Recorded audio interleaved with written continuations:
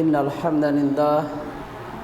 الحمد لله نحمده ونستعينه من يهده الله فلا مضل له ومن يضلل فلا هادي له وأشهد أن لا إله إلا الله وحده لا شريك له وأشهد أن محمدا عبده ورسوله أما بعد فإن خير الحديث كتاب الله وخير هدي محمد وشر الأمور محدثاتها وكل محدثة بدعة وكل بدعة ضلالة وكل ضلالة في النار.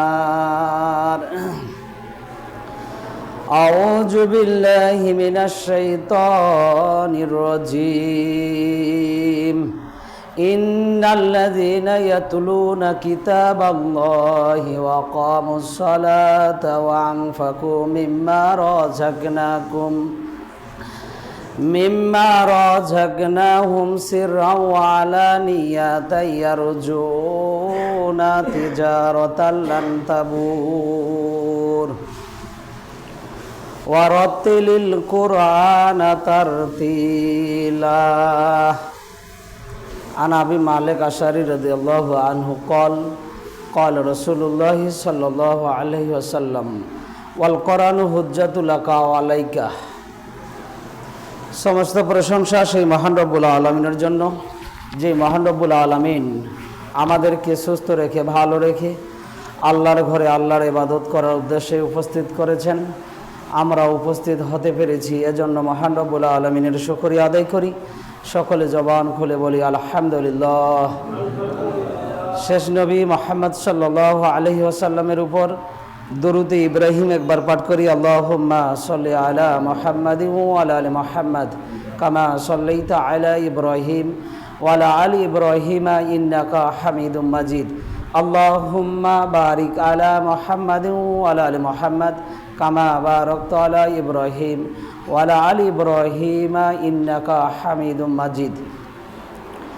আজকে আমল জুমার দিনে সংক্ষিপ্ত সময়ে সংক্ষিপ্ত আলোচনার বিষয় কুরআন তেলাওয়াতের গুরুত্ব ও ফজিলত। কুরআন তেলাওয়াতের গুরুত্ব এবং ফজিলত বিষয়ে আল্লাহ তাআলা এবং আল্লাহ রাসূল সাল্লাল্লাহু আলাইহি ওয়াসাল্লাম কি বলেছেন আমরা তা অবগত হব। এ বিষয়ে যেন আল্লাহ তাআলা কথা বলার তৌফিক দান করেন। ওয়া মা তৌফিকি ইল্লা বিল্লাহ আলাইহি তাওয়াক্কালতু ওয়া ইলাইহি উনীব। রব্বি জিদনি ইলমা রব্বি ইশরাহ লি সাদরি ওয়া ইয়াসসির লি আমরি ওয়াহলুল উকদাতাম মিন লিসানি ইয়াফকাহু কওলি। আল্লাহুম্মা ইন্নী আসআলুকা ইলমান নাফিআন রিজকান তাইয়্যিবান ওয়া আমালান মুতাকাব্বালা। আল্লাহ তাআলার কাছে আমরা শুরুতেই দোয়া দরখাস্ত পেশ করি যে আল্লাহ তাআলা যেন উক্ত বিষয়ে কথা বলার এবং উভয়কে শোনার তারপরে জীবনের সাথে বাস্তবায়ন করার আল্লাহ তাআলা যেন তৌফিক দান করেন। আল্লাহুম্মা আমিন। আমরা বিষয়ে অবগত হয়েছি যে কুরআন তেলাওয়াতের গুরুত্ব এবং ফজিলত। কুরআন তেলাওয়াতের গুরুত্ব এবং ফজিলত বিষয়ে আল্লাহ তাআলা বিভিন্ন সূরা বিভিন্ন আয়াতে কি বলেছেন এবং মুহাম্মদ সাল্লাল্লাহু আলাইহি সাল্লাম কি বলেছেন আমরা অবগত হব।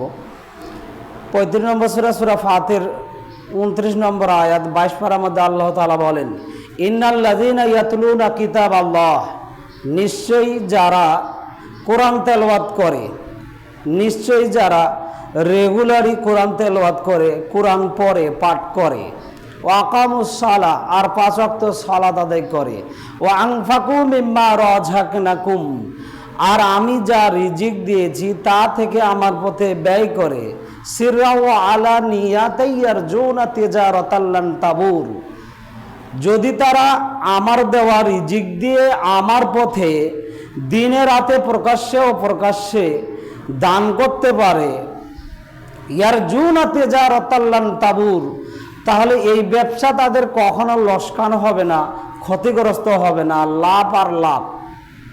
এ কথাই আল্লাহ তাআলা বলেন। এখানে কয়েকটি বিষয়ের কথা আল্লাহ তাআলা বলেছেন। তার 1 নম্বরে বলেছেন ইন্নাল্লাযীনা ইয়াতলুনা কিতাবাল্লাহ, নিশ্চয়ই যারা রেগুলারই কোরআন তেলাওয়াত করে এরা লাভবান, এরা ক্ষতিগ্রস্ত নয়, এরা দিন দিন এদের ইবাদতের ব্যবসা লাভবান হবে, এরা কখনো ক্ষতিগ্রস্ত হবে না। এই আয়াত প্রমাণ করে, যেটা আমার আলোচনার বিষয় যে কোরআন তেলাওয়াত, এই আয়াত প্রমাণ করে যে প্রত্যেকটা মানুষকে প্রতিদিন কোরআন তেলাওয়াত করতেই হবে, এই আয়াত প্রমাণ করে। এবং এটা একটা ব্যবসা, এই ব্যবসা হচ্ছে ইবাদতের ব্যবসা। এই ব্যবসা করলে ইহকাল সে ক্ষতিগ্রস্ত হবে না, পরকালও সে ক্ষতিগ্রস্ত হবে না। এই ব্যবসা যদি সে করতে পারে তাহলে সে ইহকালও লাভবান, সে ব্যক্তি পরকালও লাভবান। কোরআন মাজিদ তেলাওয়াত যদি মানুষ রেগুলারই করে এবং পড়ে, পাঠ করে, এবং মুহাম্মদ সাল্লাল্লাহু আলাইহি সাল্লাম বলেন তার উপরে আল্লাহ তাআলার পক্ষ থেকে রহমত বর্ষণ আল্লাহ তাআলা নাজিল করে দেন। সুবহানাল্লাহ। তার আল্লাহ তাআলার পক্ষ থেকে রহমত বর্ষণ পাওয়ার অন্যতম একটি মাধ্যম হচ্ছে কোরআন তেলাওয়াত করা। আর কোরআন তেলাওয়াত করলেই শয়তানের যে একটা মন্দ প্রতিক্রিয়া থাকে, যা মানুষের উপরে ক্ষতিগ্রস্ত করে বা মানুষের উপরে প্রয়োগ করে, শয়তান তার প্রয়োগ করতে পারে না। কোরআন তেলাওয়াতের কারণে শয়তানের প্ল্যান, পরিকল্পনা, চেষ্টা, প্রচেষ্টা এবং প্রতিক্রিয়া খারাপ দিকে নিয়ে যাবে। এই শয়তানের আর কর্মটা, কাজটা মানুষের উপরে প্রয়োগ করতে পারবে না।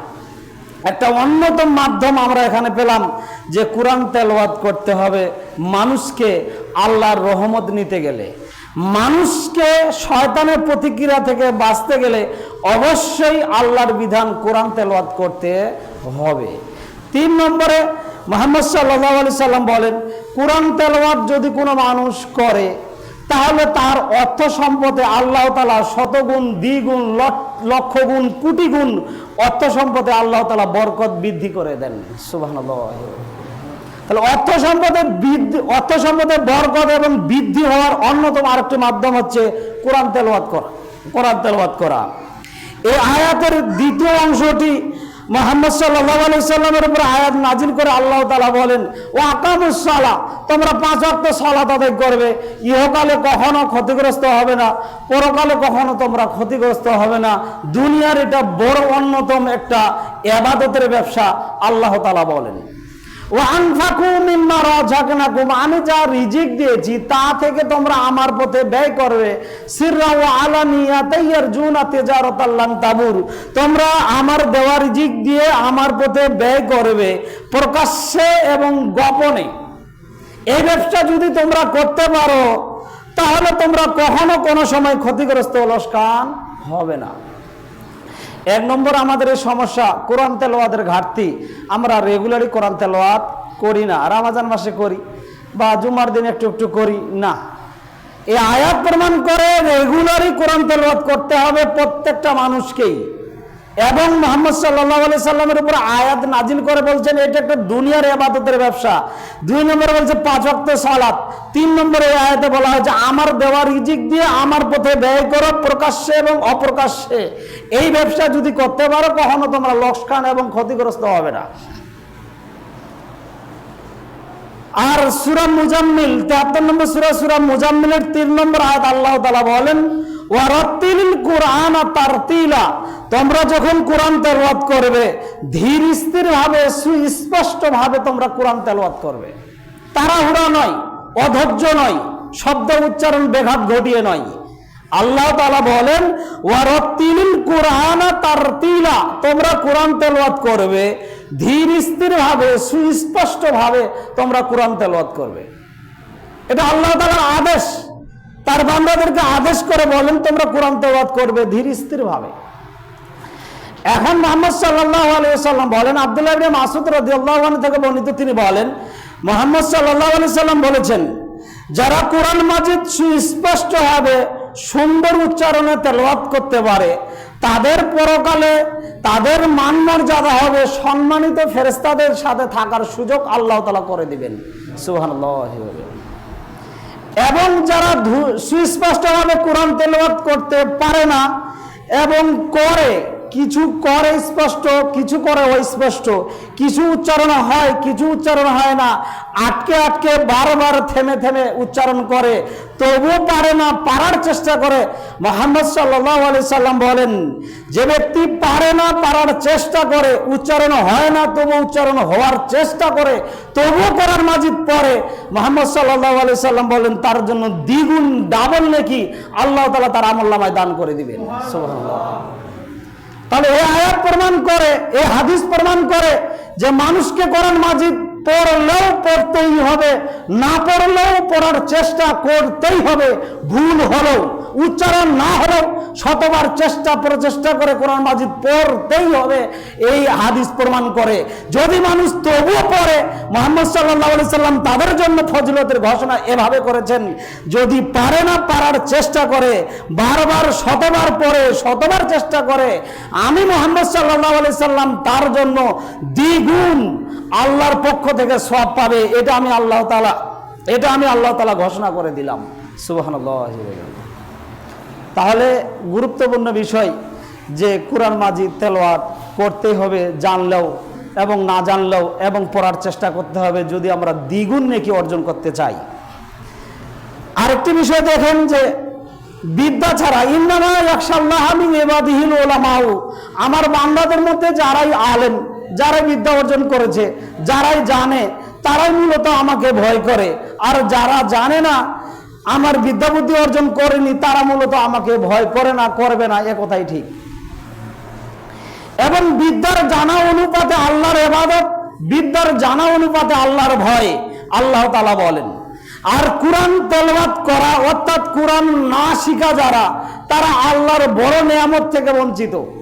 আল্লাহ তাআলা বলেন, আর রহমান, রহমান তিনি দয়াশীল, তিনি দয়াবান, তিনি আল্লামাল কোরআন, যার উপরে দয়া অনুগ্রহ করেন তাকে আল্লামাল কোরআন, কোরআন শিক্ষা দেন। খলাকাল ইনসান, তিনি মানুষ সৃষ্টি করেছেন, আল্লামাহুল বায়ান, এবং মানুষ সৃষ্টি করার পরে সবকিছু বিবরণ দিয়ে শিক্ষা দিয়েছেন, এটা ভালো, এটা মন্দ, এটা সৎ কাজ, এটা অসৎ কাজ। আল্লাহ তাআলা সূরা রহমানের 1 থেকে 4 আয়াত 27 পারার মধ্যে আল্লাহ তাআলা বলেন। তাহলে আল্লাহর দয়া, অনুগ্রহ, রহমত বর্ষণ আছে যার উপরে, সেই কোরআন মাজিদ পড়তে পারে। আর রহমত থেকে বঞ্চিত যারা, তারাই কোরআন তেলাওয়াত থেকে বঞ্চিত তারা। তাহলে সুস্পষ্ট এই আয়াত প্রমাণ করে আল্লাহর রহম থাকলেই, আল্লাহর অনুগ্রহ থাকলেই, আল্লাহর দয়া থাকলেই আমরা মূলত মানুষ কোরআন মাজিদ শিখতে পারবো। দয়া অনুগ্রহ থেকে বঞ্চিত হলে কোরআন মাজিদ শিখার সুযোগ নাই। আল্লাহ তাআলা আমাদের সবাইকে কোরআন মাজিদ শিক্ষা করা এবং জীবনের সাথে বাস্তবায়ন করা, তেলাওয়াত করা তৌফিক দান করুক। আল্লাহুম্মা আমিন। মুআবিয়া ইবনে হায়দার রাদিয়াল্লাহু আনহু থেকে বর্ণিত, তিনি বলেন, মুহাম্মদ সাল্লাল্লাহু আলাইহি সাল্লাম বলেন, মাইয়ুরিদুল্লাহু বিহি খায়রান ইউফাক্কিহু ফিদ্দীন, আল্লাহ যার কল্যাণ চান, যার মঙ্গল চান, তাকে দ্বীনের পূর্ণতা জ্ঞান আল্লাহ তাআলা দান করে দেন। সুবহানাল্লাহ। তাহলে দ্বীন শিখা, কোরআন তেলাওয়াত শিখা এবং কোরআন হাদিস জানা, বুঝা এবং মানা অন্যতম একটা মাধ্যম, অন্যতম একটা বরকত, অন্যতম একটা অনুগ্রহ আল্লাহ তাআলা যেন আমাদেরকে দান করেন। আল্লাহুম্মা আমিন। আমরা অবগত হচ্ছিলাম যে আমাদের কি কোরআন তেলাওয়াত করতে হবে। কোরআন তেলাওয়াত যদি না করি তাহলে আমাদের কি পরিমাণ লস হবে। আবু মালিক আশআরী রাদিয়াল্লাহু আনহু থেকে বর্ণিত, তিনি বলেন, মুহাম্মদ সাল্লাল্লাহু আলাইহি সাল্লাম বলেছেন, ওয়াল কুরআনু হুজ্জাতুল লাকা ওয়া আলাইকা, হে আদম সন্তান, তোমরা কোরআন তেলাওয়াত করো, তোমরা কোরআন পড়ো, তোমরা কোরআন পাঠ করো। যদি তোমরা কোরআন পাঠ করো, বিচারের দিন যেদিন তোমাদের বিচার নেওয়া হবে, সেদিন কোরআন মাজিদ তোমার পক্ষ হয়ে আল্লাহ তাআলার কাছে জোরালো সুপারিশ করবে। আল্লাহ তাআলা তোমার জোরালো সুপারিশ গ্রহণ করে আল্লাহ তাআলা তোমাকে জান্নাত দান করবেন। সুবহানাল্লাহ। তাহলে কোরআন মাজিদ পৃথিবীতে আমল নেওয়ার একটা অন্যতম মাধ্যম, এবং রহমত বর্ষণ নেওয়ার অন্যতম একটি মাধ্যম, এবং নেকি নেওয়ার অন্যতম একটি মাধ্যম, এবং বিচারের মাঠে আমার পক্ষ হয়ে কোরআন মাজিদ জোরালো সুপারিশ করবে যদি আমি এবং আপনি কোরআন মাজিদ রেগুলার তেলাওয়াত করি। ওয়াল কুরআনু হুজ্জাতুল লাকা ওয়া আলাইকা, কোরআন তোমার পক্ষে কাজ করবে বিচারের দিন, কোরআন তোমার বিপক্ষে কাজ করবে বিচারের দিন, যেদিন মানুষের বিচার নেওয়া হবে, হিসাব নেওয়া হবে। আমি আপনি যদি কোরআন মাজিদ রেগুলারই না পড়ি, সেদিন বিচারের দিন আমার বিপক্ষে কোরআন মাজিদ সাক্ষী দিবে, আল্লাহকে বলবে যে আল্লাহ, আমি বিধান হয়ে, তোমার ধর্মের বিধান হয়ে কোরআন মাজিদ আমি পৃথিবীতে ছিলাম, তাদের বাসায় ছিলাম, মসজিদে ছিলাম, মাদ্রাসায় ছিলাম, তাদের বাড়িতে রেখেছিলাম। আল্লাহ কোনোদিন একদিনও একটা আয়াত খুলে দেখেনি, একটা সূরা পড়েনি, একটা রুকু পড়েনি, এক পারা পড়েনি। আজকে তার হিসাবটা জটিল এবং কঠিনভাবে নেওয়া হোক। দেখেন, কোরআন মাজিদ আমার এবং আপনার বিপক্ষে সাক্ষী দিবে বিচারের দিন, বিচারের মাঠে। যদি কোরআন মাজিদ আমরা না পড়ি, এই কোরআন মাজিদ আজকে দেখতে পাচ্ছেন জড়বস্তু, কথা বলতে পারছে না, বিচারের মাঠে কথা বলবে। এই হাদিস প্রমাণ করে, ওয়াল কোরআন হুজ্জাতুল লাকা আলাইকা, আদম সন্তান বিচারের মাঠের পক্ষে কথা বলবে কোরআন, বিপক্ষে কথা বলবে কোরআন। যদি কোরআন রেগুলারই তেলাওয়াত করি, আমার পক্ষে বিচারের দিন কথা বলবে, সুপারিশ করবে। আমি আপনি যদি কোরআন মাজিদ তেলাওয়াত না করি, তাহলে বিচারের দিন আমার বিপক্ষে কথা বলবে আল্লাহ তাআলার কাছে, আমাদের শাস্তিটা কামনা করবে কোরআন মাজিদ। আব্দুল্লাহ ইবনে মাসউদ রাদিয়াল্লাহু আনহু থেকে বর্ণিত, তিনি বলেন, মুহাম্মদ সাল্লাল্লাহু আলাইহি সাল্লাম বলেছেন,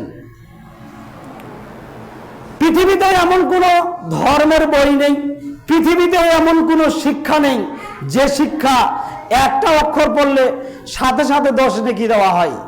ইসলাম শিক্ষা, কোরআন হাদিসের শিক্ষা আর তলাবুল ইলমের শিক্ষা, অর্থাৎ আলিফ, অর্থাৎ বা, অর্থাৎ মিম, এই অক্ষর কেউ যদি পড়ে, আলিফ লাম মিম, এটা তিনটাই একটা অক্ষর নয়, তিনটা অক্ষর। মুহাম্মদ সাল্লাল্লাহু আলাইহি সাল্লাম বলেন, কোন আদম সন্তান যদি আলিফ বলেন, আলিফ বলার সাথে সাথেই তার আমল নামায় আল্লাহ তাআলা 10টি নেকি লিপিবদ্ধ করে দেন। সুবহানাল্লাহ। এই হাদিস প্রমাণ করে, আলিফ লাম মিম যদি কেউ 3টি অক্ষর বলে, 3 × 30 বলার সাথে সাথেই 3টি নেকি আল্লাহ তাআলা তার আমলনামায় দান করে দেন। সুবহানাল্লাহি ওয়া বিহামদিহি। আমল কিন্তু শুরু হয়নি, শুধু পড়া শুরু। মুহাম্মদ সাল্লাল্লাহু আলাইহি সাল্লাম এভাবে বলেছেন, কোন আদম সন্তান যদি এই কোরআন মাজিদ শিক্ষার জন্য বাসা থেকে বের হয়, ফেরেশতারা তার পায়ের নিচে জান্নাতের পর বিছিয়ে দেয় এবং পরের উপর দিয়ে এই ছেলে মেয়েগুলো শিক্ষা প্রতিষ্ঠানে যায়, তলাবুল ইলম কোরআন হাদিসের জ্ঞান অর্জনে যায়। আল্লাহ তাআলা, আল্লাহ রাসূল সাল্লাল্লাহু আলাইহি ওয়াসাল্লাম এভাবে বলেন, তার জন্য আল্লাহ তাআলা জান্নাতের পথ সহজ করে দেন। সুবহানাল্লাহ।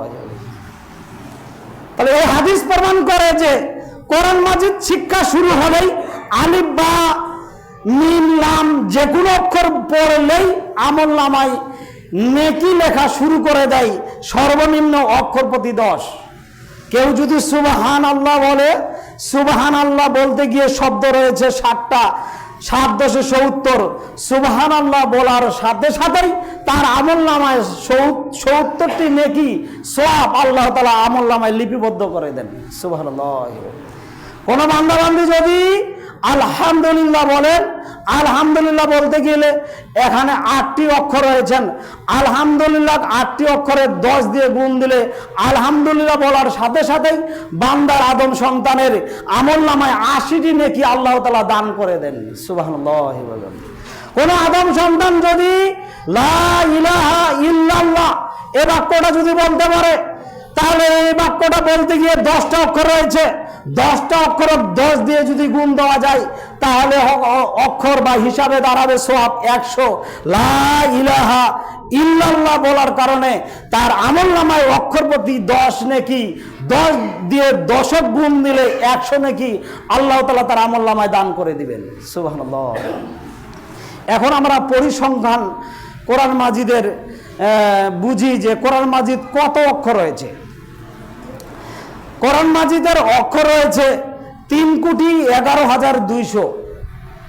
কোরআন মাজিদের এরকম হরফ, আলিফ বা তা সা এরকম হরফ অক্ষর রয়েছে 3,11,200।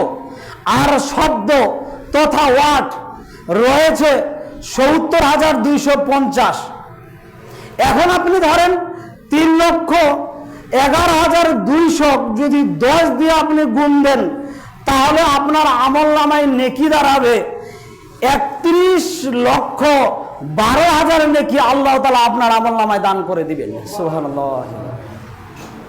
গোটা 30 পারা কোরআন মাজিদে 114 সূরায় অক্ষর রয়েছে, আমরা হিসাব এবং পরিসংখ্যান লেখাপড়া করে পেয়েছি 3,11,200টা অক্ষর রয়েছে গোটা কোরআন মাজিদে 30 পারায় 114 সূরার মধ্যে, এবং শব্দ রয়েছে 70,250টি শব্দ রয়েছে, ওয়াট রয়েছে, এবং আয়াত রয়েছে 6,236টা, এবং রুকু রয়েছে 540টি, এবং আপনার সূরা রয়েছে 114টি, এবং পারা রয়েছে 30 পারা, এবং মানজিল শব্দ কোরআন মাজিদে রয়েছে 60টি স্থানে।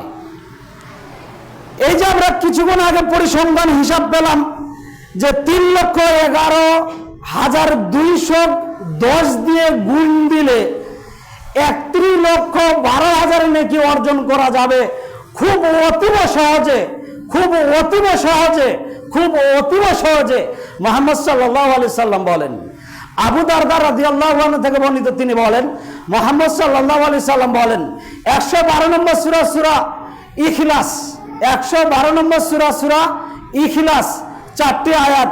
মুহাম্মদ সাল্লাল্লাহু আলাইহি সাল্লাম বলেন সূরা ইখলাস কেউ যদি একবার তেলাওয়াত করে, একবার পাঠ করে, তাহলে কোরআন মাজিদ 3 ভাগের 1 ভাগ, কোরআন মাজিদ 30 পারার 10 পারা, সূরা ইখলাস একবার পড়লে 10 পারা দেখে পড়ে জানে কি হবে, সেই পরিমাণ নেকি আল্লাহ তাআলা তার আমলনামায় দান করে দিবেন। সুবহানাল্লাহ।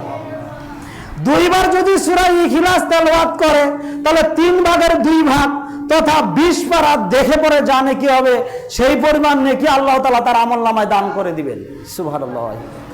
3 নম্বরে মুহাম্মদ সাল্লাল্লাহু আলাইহি সাল্লাম বলেন সূরা ইখলাস কেউ যদি 3 বার পড়ে, সূরা ইখলাস ছোট্ট সূরা 4টি আয়াত, একবারে 4 আয়াত, 3 বারে 3 4 12 আয়াত, একটাই সূরা, সূরা ইখলাস কেউ যদি 3 বার পড়ে গোটা কোরআন মাজিদ 30 পারা, 6,236টি আয়াত, 114টি সূরা দেখে পড়ে জানে কি হবে, সূরা ইখলাস 3 বার পড়লে সেই পরিমাণ নেকি আল্লাহ তাআলা তার আমলনামায় দান করে দিবেন।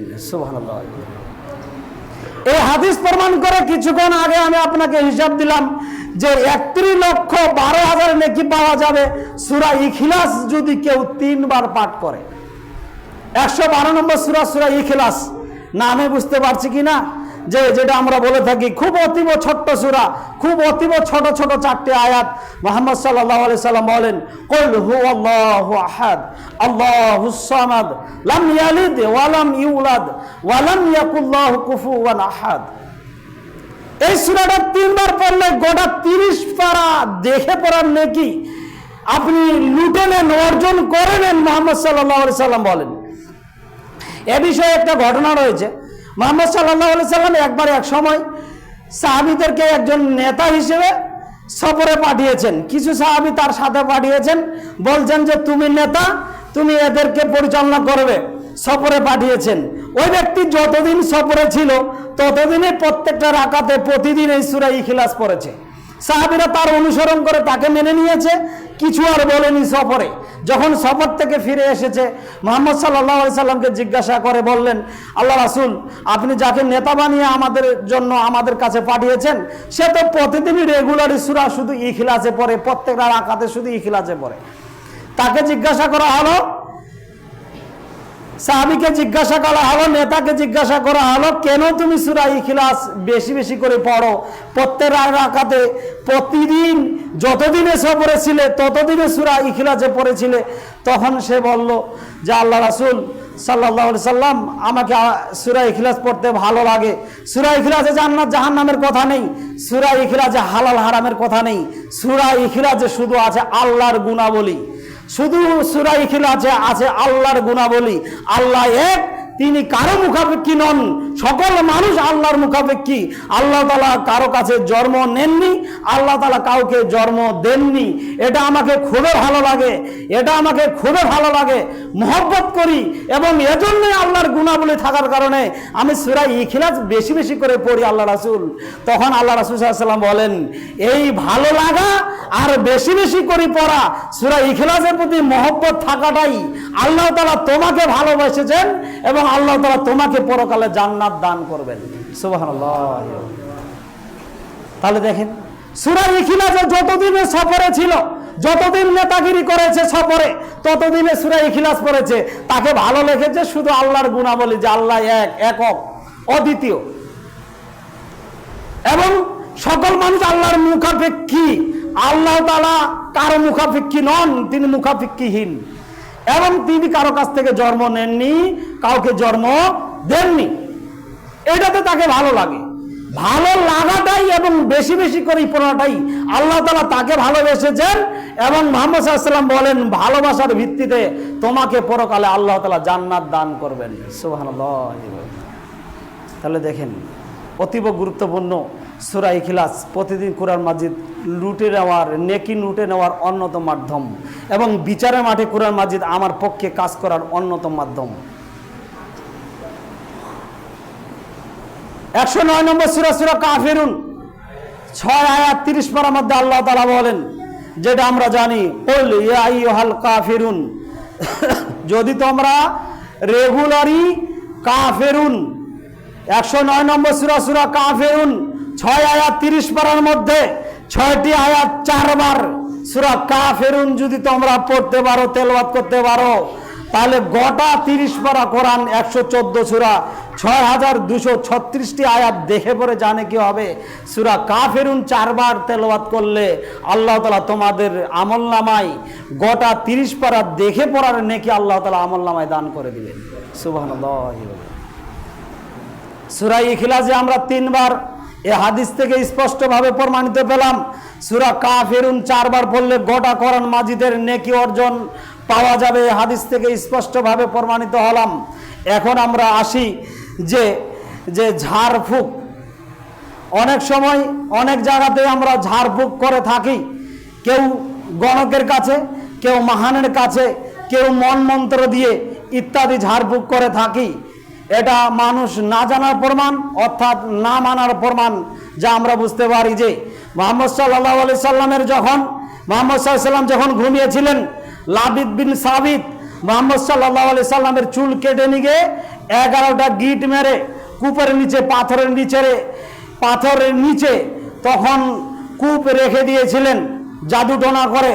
তখন মুহাম্মদ সাল্লাল্লাহু আলাইহি সাল্লাম কখনো সুস্থ, কখনো অসুস্থ, কখনো হুশ, কখনো বেহুশ, এরকম অবস্থায় তিনি ভুগছেন। তিনি নিজেও মনে করছেন না, নিজেও শিওর হচ্ছেন না যে আমার কি হলো। এমন অবস্থায় আল্লাহ তাআলা জিবরাইলের মাধ্যমে মুহাম্মদ সাল্লাল্লাহু আলাইহি সাল্লামের উপরে সূরা নাস ফালাকের 11টি আয়াত নাজিল করলেন। 113 নম্বর সূরা, সূরা ফালাক, আর 114 নম্বর সূরা, সূরা নাস। সূরা নাস ফালাকে 11টি আয়াত রয়েছেন। মুহাম্মদ সাল্লাল্লাহু আলাইহি সাল্লামের উপরে জিবরাইলের মাধ্যমে 11টি আয়াত তেলাওয়াত করেছেন, পাঠ করেছেন, জিবরাইল নাজিল করেছেন মুহাম্মদ সাল্লাল্লাহু আলাইহি সাল্লামের উপরে।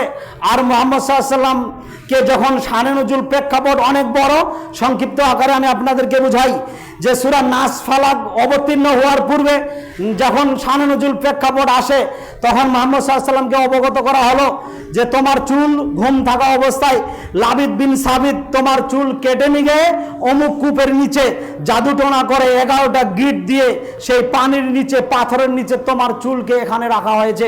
এজন্যই তুমি কখনো হুশ, কখনো বেহুশ, কখনো সুস্থ, কখনো তুমি অসুস্থ। তখন মুহাম্মদ সাল্লাল্লাহু আলাইহি সাল্লাম বুঝতে পারলেন। তখন মুহাম্মদ সাল্লাল্লাহু আলাইহি সাল্লাম সাহাবাদেরকে আদেশ করলেন, অমুক কূপে যাও, সেই কূপ থেকে পানি ছেঁকে সেখান থেকে পাথরের নিচ থেকে আমার চুলটা নিয়ে আসো। ওই কূপ ছেঁকানো হলো। সাহাবীরা পানি কমিয়ে দিলেন এবং পাথরের নিচ থেকে চুল নিয়ে আসলেন, চুলে দেখছেন 11টা গিট। আর মুহাম্মদ সাল্লাল্লাহু আলাইহি ওয়াসাল্লাম জিবরাইলের মাধ্যমে মুহাম্মদ সাল্লাল্লাহু আলাইহি ওয়াসাল্লাম যখন আয়াতগুলো সূরা নাস ফালাক একটা একটা করে আয়াত পড়ছেন, পড়ার কারণে পর্যায়ক্রমে 11টা গিট দিয়েছেন। পর্যায়ক্রমে 11টা গিট অটোমেটিক আল্লাহর হুকুমে গিরাগুলো খুলে গেল আর মুহাম্মদ সাল্লাল্লাহু আলাইহি ওয়াসাল্লাম সুস্থ হয়ে গেলেন। সুবহানাল্লাহ। তাহলে জাদুটোনাকে ধ্বংস করার অন্যতম একটা মাধ্যম, অন্যতম একটা হাতিয়ার সূরা নাস ফালাক, যেটা প্রমাণিত হয়ে গেছে মুহাম্মদ সাল্লাল্লাহু আলাইহি সাল্লামকে জাদুটোনা করা হয়েছিল। এই জাদুটোনাকে ধ্বংস করা হয়েছে সূরা নাস ফালাক দিয়ে। আর আমি এবং আপনি মানুষ জানি না, গণকের কাছে যাচ্ছি, মাহানের কাছে যাচ্ছি, মন্ত্রের কাছে যাচ্ছি, অমুকের কাছে বিশ্বাস করতে যাচ্ছি, ওই হিন্দু পাড়াতে অমুক হিন্দুর কাছে বিশ্বাস করতে যাচ্ছি। আর মুহাম্মদ সাল্লাল্লাহু আলাইহি ওয়াসাল্লামের জাদুটোনা ধ্বংস করা হয়ে গেল সূরা নাস ফালাক 11টি আয়াত পড়ে। আয়াত তেলাওয়াত করছেন আর 11টা গিট দিয়ে মুহাম্মদ সাল্লাল্লাহু আলাইহি ওয়াসাল্লাম, চুল দিয়ে মুহাম্মদ সাল্লাল্লাহু আলাইহি ওয়াসাল্লামকে জাদুটোনা করা হয়েছে। 11টা আয়াত 2 সূরায় তেলাওয়াত করছেন, পর্যায়ক্রমে অটোমেটিক গিটগুলো খুলে যাচ্ছেন আর পর্যায়ক্রমে মুহাম্মদ সাল্লাল্লাহু আলাইহি ওয়াসাল্লাম আস্তে আস্তে সুস্থতা, আরোগ্য লাভ করলেন। সুবহানাল্লাহ। তাহলে যে কোনো বিপদ, যে কোনো সমস্যা, যে কোনো জাদুটোনা, যে কোনো বিপদ থেকে উদ্ধার হওয়ার অন্যতম মাধ্যম হচ্ছে সূরা নাস ফালাক। এটা দিয়ে ঝাড়ফুঁক করবেন। আমরা তো এমনিতেই তেল নিয়ে যাই গণকের কাছে, এমনিতে তেল নিয়ে যাই মাহানের কাছে, এমনিতে আমরা তেল নিয়ে যাই অমুকের কাছে। আপনি তো নিজে বাড়িতে তেল পড়তে পারবেন। মুহাম্মদ সাল্লাল্লাহু আলাইহি ওয়াসাল্লাম এমন একটা বাক্য বলেছেন, সূরা নাস ফালাক যদি কোনো বান্দাবান্দি পড়ে, যে কোনো সমস্যা, যে কোনো সমস্যা, যে কোনো রোগ, যে কোনো বালা মুসিবত, সার্বজনীন রোগ, সার্বজনীন বালা মুসিবত সূরা নাস ফালাক যদি তেলাওয়াত করা হয়, এই নাস ফালাক তেলাওয়াতের ভিত্তিতে আল্লাহ তাআলা তাকে সুস্থতা দান করে দিবেন। সুবহানাল্লাহ। তাহলে আমি আপনাদেরকে চিকিৎসা দিয়ে গেলাম। সূরা নাস ফালাক অন্যতম মাধ্যম যে আপনার জাদুটোনা করা আর বিপদ থেকে বাঁচার। কখনো গণকের কাছে গিয়ে আশ্রয় নিয়েন না। এবং মুহাম্মদ সাল্লাল্লাহু আলাইহি সাল্লাম এভাবে বলেছেন, মায়েশা থেকে বর্ণিত, তিনি বলেন মুহাম্মদ সাল্লাল্লাহু আলাইহি সাল্লাম রেগুলারই ঘুমানোর পূর্বে তিনি সূরা ইখলাস 3 বার, সূরা ফালাক 3 বার, সূরা নাস 3 বার পরে 2 হাতের তালু দিয়ে ফু দিয়ে মাথা থেকে শুরু করে মুখমণ্ডল থেকে শুরু করে সমস্ত শরীর তিনি মুছে নিতেন। এবং তিনি রেগুলারই এইভাবে করতেন, রেগুলারই এইভাবে ঘুমানোর পূর্বে আমল করতেন।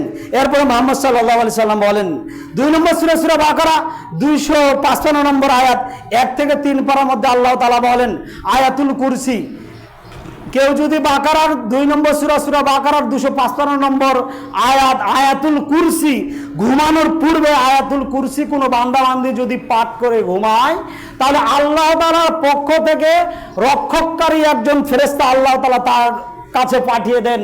সারা রাত ওই ব্যক্তিকে বিপদ থেকে উদ্ধার করার, বিপদ থেকে বাঁচার দারোয়ান হিসেবে সারা রাত ফেরেশতা কাজ করেন। সুবহানাল্লাহ। তাহলে আমার এবং আপনার নিরাপত্তার অন্যতম মাধ্যম হাদিস প্রমাণ করে, যদি আমরা আয়াতুল কুরসি পড়ে যদি আমরা ঘুমাই, তাহলে ফেরেশতা আমাকে আপনাকে নিরাপত্তা দিবে, আল্লাহর হুকুমে আল্লাহ পাঠিয়ে দিবেন।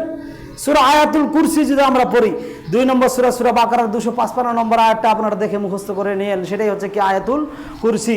মুহাম্মদ সাল্লাল্লাহু আলাইহি সাল্লাম বলেন, ফরজ সালাতের পর কেউ যদি আয়াতুল কুরসি 2 নম্বর সূরা, সূরা বাকারা 255 নম্বর আয়াত 1 থেকে 3 পারার মধ্যে আল্লাহ তাআলা বলেন, আয়াতুল কুরসি কেউ যদি ফরজ সালাতের পর পাঠ করে, তেলাওয়াত করে, তাহলে সে ব্যক্তি জান্নাতে চলে গেছে।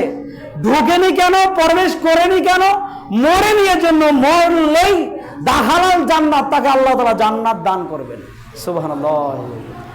তাহলে দেখেন, রাত্রে ঘুমানোর পূর্বে আয়াতুল কুরসি পড়বেন, ফরজ সালাতের পর আয়াতুল কুরসি পড়বেন। এরপরে মুহাম্মদ সাল্লাল্লাহু আলাইহি সাল্লাম বলেন, যেই ঘরে, যেই বাড়িতে, যেই জায়গায় বাকারার শেষ 2 আয়াত, 2 নম্বর সূরা, সূরা বাকারার 285 আর 286 নম্বর শেষ 2 আয়াত তেলাওয়াত করবে, ওই ঘরে, ওই জায়গায় সারা দিন রাত শয়তানের কোনো প্রতিক্রিয়া, কোনো প্রভাব ওই জায়গায় স্থান পাবে না এবং ওই জায়গার মানুষের উপরে শয়তানের প্রতিক্রিয়া কখনো ফেলাতে পারবে না। সুবহানাল্লাহ। আর আমরা ইবাদত বন্দেগী করি না, তো তখন আমাদের বাড়িতে ওই হাড়ি পাতিল টাঙ্গা লাগে, আর বিভিন্ন ধরনের মাহাতি গণকির ছক তালিকা রাখা লাগে, আবার হচ্ছে আপনার আয়াতুল কুরসি ওয়ালে লাগা লাগে, আর আপনার হচ্ছে বাকরা শেষ দিয়া ওয়ালে টাঙ্গানো লাগে। এগুলো লাগবে না, আপনাকে আমল করতে হবে। বাকরা শেষ দিয়া আয়াত আপনি যদি পড়তে পারেন, শয়তানের প্রতিক্রিয়া থেকে মুক্ত আপনার বাড়িতে আশ্রয় পাবে না। অনেক মানুষ আমার কাছে আসে, তখন আমি তাকে বলি, এক, বাড়ি যদি শয়তান মুক্ত করতে চান, নিজে পবিত্রতা পরিষ্কার পরিচ্ছন্নতা থাকবেন। আত্মহুরু সাতরুল ইমান, ইমানের অর্ধেক হচ্ছে পবিত্রতা। পবিত্রতা আছে যার, অর্ধেক ইমান আছে তার। মুহাম্মদ সাল্লাল্লাহু আলাইহি সাল্লাম বলেন, পরিষ্কার পরিচ্ছন্নতা তোমরা থাকবে এবং ওই বাড়ি ওই ঘরকে কখনো তোমরা গোরস্থান বানাইও না। মুহাম্মদ সাল্লাল্লাহু আলাইহি সাল্লাম বলেন, ওই বাড়ি ওই ঘরকে কখনো তোমরা গোরস্থান বানিও না। গোরস্থানে যেহেতু কোরআন মাজিদ তেলাওয়াত করা হয় না, গোরস্থানের নেই, তোমরা তোমাদের বাড়িকে গোরস্থান বানিও না। মুহাম্মদ সাল্লাল্লাহু আলাইহি সাল্লাম বলেন, তোমরা রেগুলারই একটি আয়াত হলো, রেগুলারই আয়াতুল কুরসি হলো, বাকরা শেষ 2 আয়াত হলো, নাস ফালাক হলো, ইখলাস হলো, সূরা কাফিরুন হলো, একটি আয়াত হলো, একটি সূরা হলো, এক রুকু হলো, এক পারা হলো, তোমরা রেগুলারই তোমাদের বাড়িতে কোরআন তেলাওয়াত করবে, তোমার বাড়িতে কখনো কোনো সময় শয়তান আশ্রয় পাবে না।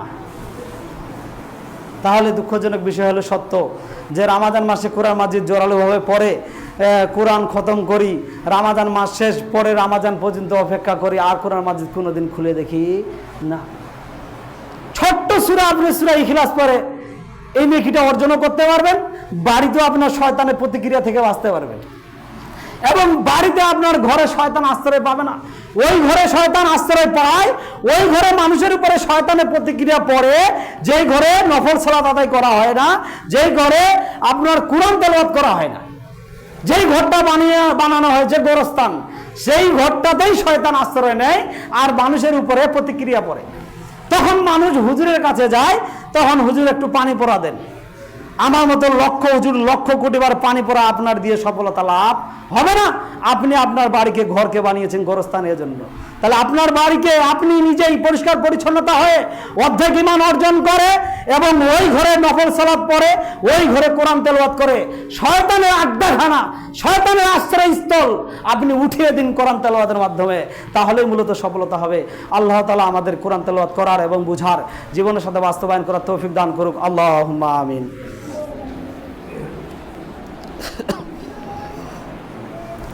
আলহামদুলিল্লাহ ওয়াহদা ওয়াসসালাতু ওয়াসসালামু আলা মাল্লা নাবিয়া বাদা। আমরা অবগত হচ্ছিলাম যে কোরআন মাজিদ তেলাওয়াত করতেই হবে যদি আদম সন্তান বিচারের মাঠে কোরআন মাজিদকে নিজের পক্ষে সুপারিশ করতে চায় বা সুপারিশ নিতে চায়। তাহলে অতীব একটা আমাদের জন্য প্লাস পয়েন্ট, অতীব একটা নেকি নেওয়ার অন্যতম মাধ্যম, অতীব একটা ইহকাল এবং পরকালে সফলতা অন্যতম একটা মাধ্যম হচ্ছে কোরআন তেলাওয়াত করা, এবং কোরআন তেলাওয়াত করা এবং মানুষকে শিক্ষা দেওয়া। উসমান রাদিয়াল্লাহু আনহু থেকে বর্ণিত, তিনি বলেন, মুহাম্মদ সাল্লাল্লাহু আলাইহি সাল্লাম বলেছেন, খৈরুকুম মান তাআল্লামাল কোরআন ওয়া আল্লামাহু, তোমাদের মধ্যে ওই ব্যক্তি সর্বোত্তম ভালো, ওই ব্যক্তি উত্তম কে, যে নিজে কোরআন মাজিদ শিখে এবং অপরকে শিক্ষা দান করে। ওই ব্যক্তি সর্বোত্তম ভালো যে ব্যক্তি কোরআন মাজিদ নিজে শিক্ষা অর্জন করেছে, নিজে কোরআন মাজিদ তেলাওয়াত করে এবং অপরকে তেলাওয়াত করার প্রতি উৎসাহিত করে, তেলাওয়াত শিক্ষা প্রদান করে, ওই ব্যক্তিকে মুহাম্মদ সাল্লাল্লাহু আলাইহি সাল্লাম বলেছেন উত্তম। এবং দেখেন আরেকটি বিষয়, আবু হুরায়রা রাদিয়াল্লাহু আনহু থেকে বর্ণিত, তিনি বলেন, মুহাম্মদ সাল্লাল্লাহু আলাইহি সাল্লাম বলেছেন, কোন আদম সন্তান যদি একটা সৎ কাজ একটা মানুষের মাধ্যমে গ্রহণ করে, আপনি যদি একটা মানুষকে কোরআন মাজিদ শিক্ষা দেন, ওই ব্যক্তিটা যদি কোরআন মাজিদ শিক্ষা করে, শিক্ষার পরে কোরআন তেলাওয়াত করে, সালাত আদায় করে, সিয়াম পালন করে, দান করে, আপনার জিকির আজগার করে, হজ উমরা করে, আপনার সকল ইবাদত যেহেতু বিদ্যা দিয়ে হয়, কোরআন মাজিদ শিক্ষা দেওয়া হয়, সেহেতু ওই লোকটাকে শিক্ষা দেওয়ার কারণে ওই লোকটি 30-35 বছরে ইবাদত করে যে নেকি অর্জন করেছে, যে শিক্ষা দিয়েছে, তার আমলনামায় সে পরিমাণ নেকি আল্লাহ তাআলা তার আমলনামায় দান করে দিবেন। সুবহানাল্লাহ। তাহলে আমরা স্পষ্ট ভাষায় বুঝতে পারলাম যে কোরআন মাজিদ নিজে শিখতে হবে, অপরকে শিক্ষা দিতে হবে। এখন আরেকটি বিষয় যে আমরা স্পষ্ট ভাষায় বলি যে কোরআন মাজিদ আমরা তেলাওয়াতে বলে থাকি এবং তেলাওয়াত করে থাকি, তারাবিতে পড়ি, তাহাজ্জুদে পড়ি, ইয়ামুল জুমার দিনে পড়ি, 5 ওয়াক্ত সালাতে পড়ি, জেহরি সালাতে হোক আর সেহরি সালাতে হোক আমরা পড়ে থাকি, জানাজায় পড়ে থাকি। মুহাম্মদ সাল্লাল্লাহু আলাইহি সাল্লাম এভাবে বলেছেন, কোন বান্দা-বান্দি যদি মসজিদে গিয়ে 2টি আয়াত পড়বে বা পড়াবে, 2টি আয়াত নিজে কোরআন মাজিদ পড়বে বা পড়াবে, 2টি উটের চেয়ে উত্তম। যে ব্যক্তি মসজিদে গিয়ে 2টি আয়াত পড়বে বা পড়াবে, 2টি উটের চেয়ে উত্তম। মুহাম্মদ সাল্লাল্লাহু আলাইহি সাল্লাম বলেন, আজকের দিনে এখন আপনি দেখতে পাবেন একটি উটের দাম 25 থেকে 30 লক্ষ টাকা। আজকের বাজারে রানিং এখন আপনি বাজারে দেখতে পাবেন একটি উটের দাম 25 থেকে 30 লক্ষ টাকা, আর 2টি উট 50 লক্ষ বা 60 লক্ষ টাকা। মুহাম্মদ সাল্লাল্লাহু আলাইহি সাল্লাম এভাবে বলেছেন যে 2টি আয়াত মসজিদে গিয়ে পড়বে বা পড়াবে, নিজে শিক্ষা গ্রহণ করবে বা মানুষকে শিক্ষা দিবে, তার ফজিলত এভাবে মুহাম্মদ সাল্লাল্লাহু আলাইহি সাল্লাম বলেন 2টি উটের অপেক্ষায় উত্তম। 2টি উট আজকের বাজারে 50 লক্ষ অর্থাৎ 60 লক্ষ। এই 60 লক্ষ টাকা আল্লাহর পথে দান করে দিয়ে জেনে কি হবে, 2টি আয়াত মসজিদে এসে পড়লে বা পড়ালে 60 লক্ষ টাকা দান করে জেনে কি হবে, সে পরিমাণ নাকি আল্লাহ তাআলা তার আমলনামায় দান করে দিবেন। সুবহানাল্লাহি ওয়া বিহামদিহি। তাহলে দেখেন বিষয়টি কত ফজিলত, কত গুরুত্বপূর্ণ। আমরা কই আমাদের জীবনের সাথে বাস্তবায়ন করছি। হুজুর যদি একটু তারাবি সালাত 2-4টা আয়াত বেশি পড়ে, এই হুজুর ভালো নয়, কেন হুজুর এত আয়াত পড়েন? এই ফজিলত যদি আপনার জানা থাকতো তাহলে আপনি বলতেন যে হুজুর আরো পড়েন। আমরা উটের নেকিটা অর্জন করে নেই, ধৈর্য নেই আমাদের, ফজিলতও জানা নেই আমাদের, গুরুত্বও জানা নেই আমাদের, কোরআন তেলাওয়াতের তাৎপর্য, কোরআন তেলাওয়াতের আমাদের গুরুত্বও নেই। এ কারণে আমরা হুজুরের প্রতি ক্ষিপ্ত হই। মুহাম্মদ সাল্লাল্লাহু আলাইহি সাল্লাম এভাবে বলেন, একটি আয়াত পড়লে একটি উটের চেয়ে উত্তম, 2টি আয়াত পড়লে 2টি উটের চেয়ে উত্তম, 3টি আয়াত পড়লে 3টি উটের চেয়ে উত্তম, 4টি আয়াত পড়লে 4টি আয়াতের চেয়ে উটের চেয়ে উত্তম। মুহাম্মদ সাল্লাল্লাহু আলাইহি সাল্লাম এভাবে বলেছেন, 5টি যদি উট হয়, 5টি যদি আয়াত হয়, 5টি উটের চেয়ে উত্তম। এভাবে বলেছেন। যদি আপনি 25 লক্ষ ধরে যদি দাম দেন 5 লক্ষ, তাহলে আপনার 25 দিয়ে গুণ দিলে তা আপনার 1,25,00,000 হবে 5টা উটের দাম।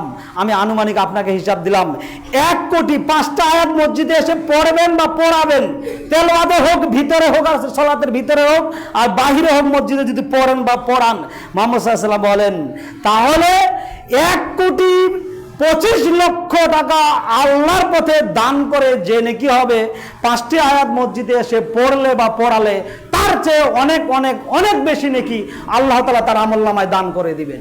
সুবহানাল্লাহ। তাহলে দেখেন কত গুরুত্বপূর্ণ আমল, ফজিলত কোরআন তেলাওয়াতের। তাহলে আমরা এই মাজলিসগুলো করতে পারি না কোরআন তেলাওয়াতের, বৈঠকগুলো আমরা করতে পারি না কোরআন তেলাওয়াতের। এবং আরেকটি বিষয় আমি আপনাদেরকে বলতে চেয়েছিলাম যে সূরা ফাতিরের 29 নম্বর আয়াতটা, যেটা মুহাম্মদ সাল্লাল্লাহু আলাইহি ওয়াসাল্লাম বলেন যে তোমরা তোমাদের ব্যবসা কখনো লোকসান হবে না, ক্ষতিগ্রস্ত হবে না। ওয়া আনফিকু মিম্মা রাযাকনাকুম, আমি যা রিজিক দিয়েছি তা থেকে তোমরা আমার পথে দান করবে। আমরা যদি মানুষ দান করতাম তাহলে কখনো মাইকিং করে মাসিক কালেকশন চাওয়া লাগতো না। এটা লাভ লস আমাকে জানতে হবে। দান বিষয়ে বিস্তারিত কোনোদিন আসলে সময় সাপেক্ষে বলবো। দান করলে ইহকাল কি পরিমাণ লাভ রয়েছে আর পরকাল কি পরিমাণ লাভ রয়েছে, আর দান না করলে ইহকাল কি পরিমাণ ক্ষতি রয়েছে আর পরকাল কি পরিমাণ ক্ষতি রয়েছে, তখন সময় সাপেক্ষে বিস্তারিত 3টি জুম্মার মাধ্যমে আপনাদেরকে বোঝানো যাবে, না হলে সম্ভব নয়। মুহাম্মদ সাল্লাল্লাহু আলাইহি সাল্লামের উপরে আয়াত নাজিল করে আল্লাহ তাআলা বলেন, আনফিকু মিম্মা রাযাকনাকুম, আমি যা রিজিক দিয়েছি এটা তোমার রিজিক নয়, এটা আমার দেওয়া রিজিক, আমি তোমাকে দিয়েছি তাই তুমি পেয়েছো। আমার দেওয়া রিজিক দিয়ে আমার পথে ব্যয় করো। সিররা ওয়া আলানিয়া, প্রকাশ্যে দান করো, অপ্রকাশ্যে দান করো। এটা তোমাদের ব্যবসার উত্তম, এটা তোমাদের ব্যবসা কখনো ক্ষতিগ্রস্ত হবে না। তোমরা দান করো, করবেই। কই আমরা দান করি না। যদি দান করতাম তাহলে 90টা বাড়ি মিলে একটা মসজিদের ইমাম চালাতে পারছি না কেন, হিমশিম খাচ্ছি কেন? যদি বলি আমরা 90টা বাড়ি কৃপণ, কথাটা বলা ভুল হবে না। যদি মনে করে 80 বাড়ি কৃপণ, কথাটা বলা ভুল হবে না। আমরা হিমশিম খাচ্ছি কেন? তাহলে এই দান বিষয়ে আল্লাহর দেওয়া রিজিক দিয়ে যদি আল্লাহর পথে স্বেচ্ছায় ব্যয় করতাম। এরপরে সূরা তাগাবুনের আয়াত রয়েছে 17 নম্বর আয়াতে আল্লাহ তাআলা বলেন, 64 নম্বর সূরা সূরা তাগাবুনের 16 ও 17 নম্বর আয়াতটা প্রমাণ করে আল্লাহ তাআলা বলেন, হে আদম সন্তান, তোমরা যদি আমার দেওয়া রিজিক দিয়ে আমার পথে ব্যয় করতে পারো, তাহলে আমি আল্লাহ তাআলা কি করব? তোমরা যা কিছু আমার পথে ব্যয় করবে, তোমার দেওয়া রিজিক, দেওয়া টাকা আমি আল্লাহ তাআলা দ্বিগুণ, শতগুণ, লক্ষ গুণ, হিসাব ছাড়া, কল্পনা ছাড়া আমি আল্লাহ তাআলা তোমার অর্থ সম্পদে বরকত বেশি করে দিব। সুবহানাল্লাহ। আল্লাহ তাআলা বলেন, আমার অর্থ সম্পদ, আপনার অর্থ সম্পদ দ্বিগুণ, শতগুণ হবে যদি আমি এবং আপনি দান করি। দান না করলে সফলতা হবে না। আরেকটা বলছিলাম যে 5 ওয়াক্ত সালাত, 5 ওয়াক্ত সালাত থাকতেই হবে। 5 ওয়াক্ত সালাত ছাড়া কোনো মানুষ সফলতা লাভ করতে পারবে না। উমামা বাহিনী রাদিয়াল্লাহু আনহু থেকে বর্ণিত, তিনি বলেন, মুহাম্মদ সাল্লাল্লাহু আলাইহি সাল্লাম বিদায় হজ্জের ভাষণে তিনি বলেছেন, 5টি আমল আছে যার জান্নাত আছে তার। তিনি এভাবে বলেছেন, 5টি আমল আছে যার জান্নাত আছে তার। এই হাদিস দিয়ে আপনি স্পষ্ট ভাষায় বুঝে নেন যে 5টি আমল আপনার আছে কিনা। আর 5টি আমল থাকলে আপনি সুনিশ্চিত জান্নাত পাবেন। 5টি আমল যদি না থাকে জান্নাত যাওয়ার সুযোগ নেই। মুহাম্মদ সাল্লাল্লাহু আলাইহি সাল্লাম এভাবে বলেছেন। বিদায় হজ্জের ভাষণে তিনি বলেছেন, 1 নম্বরে বলছে, ইত্তাকু রাব্বাকুম, দিনে রাতে, প্রকাশ্যে প্রকাশ্যে, গোপনে ও গোপনে আল্লাহকে ভয় করে যারা, তারা জান্নাতে যাবেই যাবে, ঠেকাতে পারবে না কেউ। 2, ওয়াসাল্লু খামসাকুম, দিনে রাতে 5 ওয়াক্ত সালাত আদায় করবে যারা, জান্নাতে যাবে তারা। 3, ওয়াসুমু শাহরাকুম, রমজান মাসে সিয়াম পালন করবে যারা, জান্নাতে যাবে তারা। এ কথাই মুহাম্মদ সাল্লাল্লাহু আলাইহি সাল্লাম বলেন। 4, ওয়াদ্দুজ যাকাত আমওয়ালুকুম, আর আমি যাদেরকে অর্থ সম্পদ দিয়েছি, যারা ধনী, তোমরা হিসাব করে গুনে গুনে যাকাতের অর্থ বের করবে, তাহলে তোমরা জান্নাতে যেতে পারবে। ওয়াতিউ জামরিকুম, আর তোমাদের মধ্যে যা আমির রয়েছে, নেতা রয়েছে, তার অনুসরণ করবে। তাদখুলু জান্নাতা রাব্বাকুম, তাহলে তুমি তোমার প্রতিপালকের জান্নাতের 8টি দরজার যে কোনো একটা দরজা দিয়ে তোমার ইচ্ছা মতন তুমি জান্নাতে প্রবেশ করতে পারবে। সুবহানাল্লাহ। 1 নম্বরে মুহাম্মদ সাল্লাল্লাহু আলাইহি সাল্লাম বলেছেন আল্লাহর ভয়। 2 নম্বরে বলেছেন 5 ওয়াক্ত সালাত। 3 নম্বরে বলেছেন রমজানের সিয়াম। 4 নম্বরে বলেছেন অর্থ সম্পদ থাকলে জাকাত বের করতে হবে। 5 নম্বরে বলেছেন ইমামের অনুসরণ, নেতার আনুগত্য করা। এই 5টি আমল আছে যার, জান্নাত আছে তার। মুহাম্মদ সাল্লাল্লাহু আলাইহি ওয়াসাল্লাম এইভাবে কথাটা বলছেন, তাদখুলু জান্নাতা রাব্বাকুম, তাহলে তোমার প্রতিপালকের জান্নাতে তোমার ইচ্ছা অনুযায়ী জান্নাতে প্রবেশ করতে পারবে। সুবহানাল্লাহ। এরপরে মুহাম্মদ সাল্লাল্লাহু আলাইহি সাল্লাম প্রতিদিন প্রতি রাতে সূরা মুলক আর সূরা সাজদা, 32 নম্বর সূরা সাজদা 30 আয়াত, 21 পারার মধ্যে আয়াতটা পাবেন। আর 67 নম্বর সূরা মুলক 30 আয়াত। আর আপনি 29 পারার মধ্যে 2টা সূরা পাবেন, এই মুলক সূরাটা পাবেন। এই 2টি সূরা সাজদা এবং মুলক, এই 2 সেজদা আল্লাহ রাসূল, এই 2 সূরা আল্লাহ রাসূল সাল্লাল্লাহু আলাইহি সাল্লাম প্রতিদিন তেলাওয়াত করা ছাড়া ঘুমাননি। এবং মুহাম্মদ সাল্লাল্লাহু আলাইহি সাল্লাম প্রতিদিন এই দোয়া পাঠ করে ঘুমাতেন। আল্লাহুম্মা ইন্নী, ডান কাঁধ হয়ে ডান গালে হাত দিয়ে এভাবে আল্লাহ রাসূল ঘুমাতেন।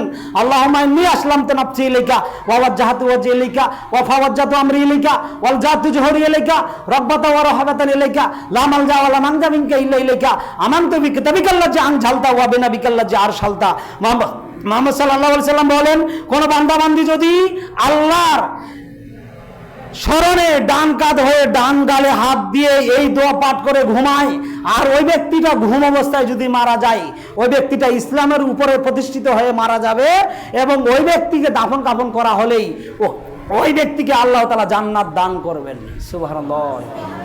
এবং কি বলেছেন, যদি লোকটা মারা না যায়, এখন ঘুম থেকে উঠল এবং বলল, লা ইলাহা ইল্লাল্লাহু ওয়াহদাহু লা শারীকা লাহু লাহুল মুলকু ওয়া লাহুল হামদু ওয়া হুয়া আলা কুল্লি শাইইন কাদির সুবহানাল্লাহি ওয়াল হামদুলিল্লাহি ওয়া লা ইলাহা ইল্লাল্লাহু আল্লাহু আকবার আল্লাহুম্মা গফিরলি।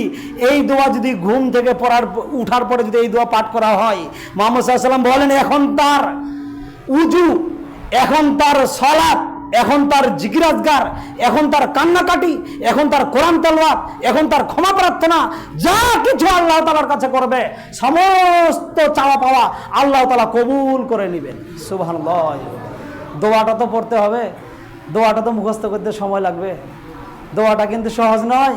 আল্লাহুম্মা ইন্নী আসলামতু নাফসি ইলাইকা ওয়া ওয়াজজাহতু ওয়াজহি ইলাইকা ফাওয়াজজাহতু আমরি ইলাইকা ওয়াল জাতু জুহরি ইলাইকা রাব্বাতা ওয়া রাহাবাতান ইলাইকা লা মালজা ওয়া লা মানজা মিনকা ইল্লা ইলাইকা আমানতু বিকিতাবিকাল্লাযী আনজালতা ওয়া বিনাবিকাল্লাযী আরসালতা। আপনি কখন মুখস্থ করবেন? 24 ঘন্টা তো টিভির পর্দায় বসে আছেন জিগারতলা ঘন্টাকে ঘন্টায়। এখন যদি একটা জিজ্ঞাসা করা হয় এই দোয়াটা আপনি জানেন নাকি, তখন বলবেন না জানি না। সব সময় সময়টাকে অপব্যয় করে তো নষ্ট করে দিয়েছি জুয়ায়, নষ্ট করে দিয়েছি টিভির পিছনে, নষ্ট করে দিয়েছি আড্ডায়, নষ্ট করে দিয়েছি আপনার হোটেলে, বিভিন্ন জায়গায়। কখন তো আপনি মুখস্থ করবেন? এই দোয়া মুখস্থ করতে গেলে আপনাকে 8 থেকে 15 দিন 20 দিন সময় লাগবে।